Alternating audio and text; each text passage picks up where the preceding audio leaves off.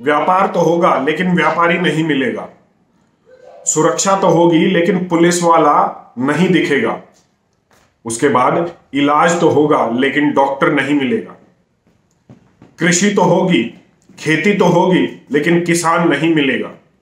और ये होगा कैसे? हो सकता है मेरी बात काल्पनिक लगे कि बिना डॉक्टर के कैसे इलाज हो सकता है, बिना व्यापारी के व्यापार कैसे चल सकता है, और बिना किसान के खेती कैसे हो सकती है। लेकिन ज्यादा नहीं कहूंगा, सिर्फ 7-8 से ज्यादा कहूं तो 10 साल और बचे हैं ये सब संभव होने में। अगर हिम्मत है तो इसका विरोध कीजिए। क्यों? क्योंकि ये आपको इन मात्र 8-10 साल में ही आपके पूरे व्यवसाय का, चाहे आप नौकरी करते हो, चाहे आप खेती करते हो, चाहे आप व्यापार कर रहे हो, उसको खाने वाला है। आज बात करूंगा किसान की, किस तरीके से खेती तो होगी लेकिन किसान नहीं होगा।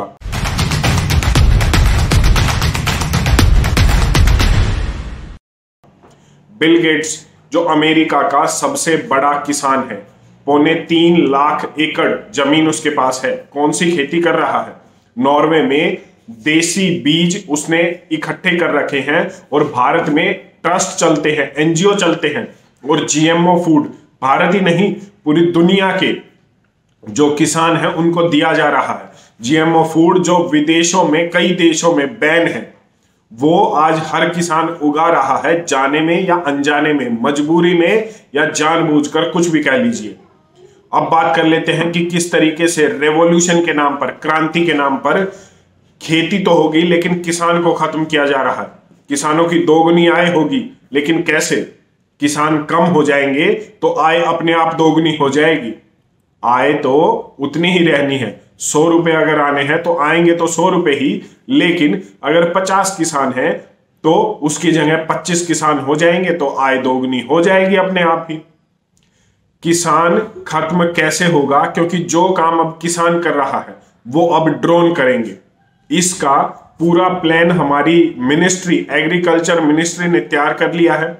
वो ये कहती है कि अब कोई भी संस्था, कोई भी कोऑपरेटिव सोसाइटी, या इनकी तो बात ही छोड़ दीजिए, कोई भी किसान अगर ड्रोन लेना चाहता है, किस लिए?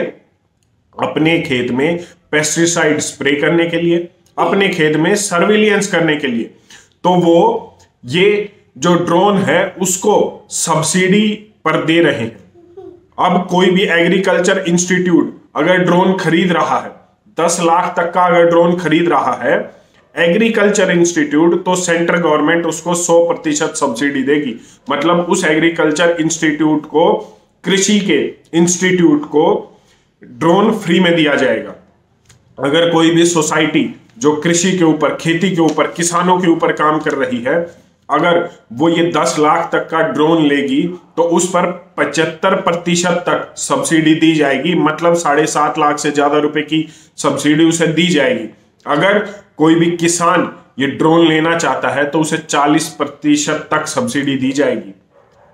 अब ये करेगा काम क्या? सर्विलियंस, आपके खेत का सर्विलियंस आपका किसान करता है।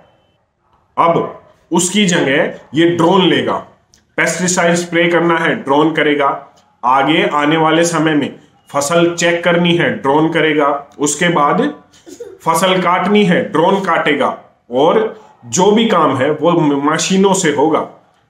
ट्रैक्टर चलाना है तो ड्रोन से, या ऑटोमेटिक ट्रैक्टर आ रहे हैं जिसमें किसान की जरूरत नहीं होगी।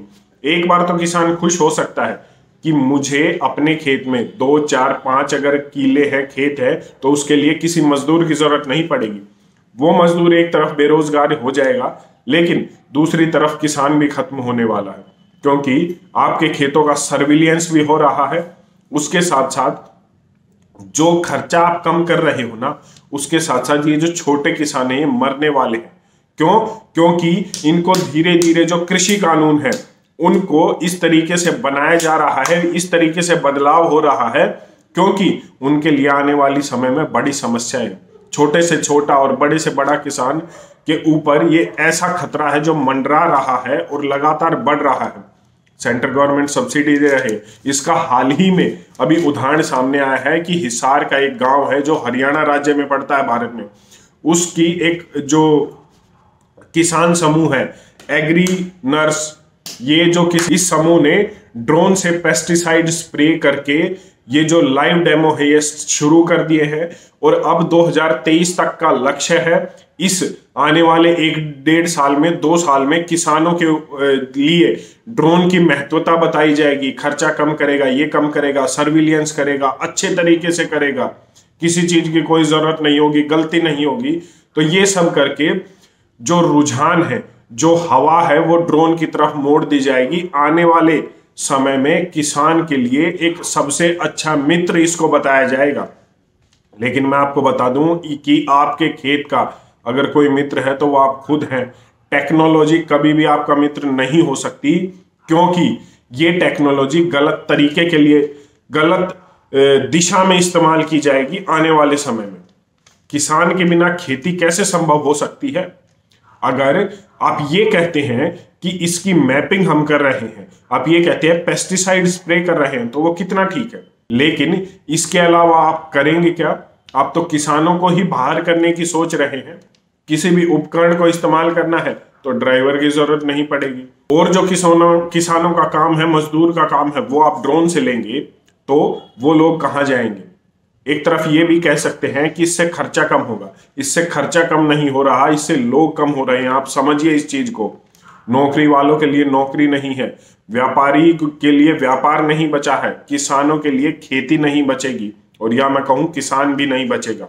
आप समझिए इस बात को। जो सरकार 10 लाख रुपए की सब्सिडी इंस्टीट्यूट को दे सकती है, कॉर्पोरेट सोसाइटी को दे सकती है ड्रोन से स्प्रे करवाने में किसान की मदद के लिए, क्या वही सरकार कोऑपरेटिव सोसाइटी और इंस्टीट्यूट को 10 लाख की सब्सिडी नहीं दे सकती कि किसान अपने खेत में लेबर रखे और उन लेबर्स को 700 रुपए, 1000 रुपए, 500 रुपए पर डे के हिसाब से पेस्टिसाइड स्प्रे करने के लिए, उसके बाद जो भी काम होता है उपकरण चलाने के लिए, या फिर कृषि खेती करने का कितना भी काम होता है उसके लिए वो लोगों को जो है रोजगार दे?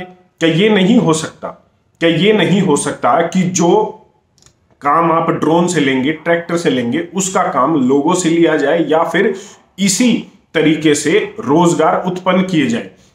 ये काम हो रहा है टेक्नोलॉजी के नाम पर, सिर्फ और सिर्फ बेरोजगारी बढ़ाने का, टेक्नोलॉजी के नाम पर किसानों को खत्म करने का, और टेक्नोलॉजी के नाम पर खेती को खत्म करने का। क्योंकि बाद में जब खेती को बेसिक लेवल से खत्म किया जाएगा तब कॉरपोरेट फार्मिंग होगी। जैसे अमेरिका में खेती नहीं होती, वो एक बिजनेस होता है। इसी तरीके से भारत में भी खेती का एक बिजनेस करने का जो है एक नया तरीका ये डेवलप करने के लिए ये जो है किया जा रहा है, ताकि खेती एक बिजनेस हो जाए। और बिजनेस कोई भी आम इंसान नहीं कर सकता, वो घर घर में नहीं होता। बिजनेस सिर्फ बिजनेसमैन ही करता है, और बड़े बड़े बिजनेसमैन ही रहेंगे। आप देख लीजिए, समझ लीजिए, आपको समझना पड़ेगा इस खतरे से। आप इस पर अपनी क्या राय रखते हैं एक बार कमेंट करके जरूर बताएं। धन्यवाद। जय हिंद।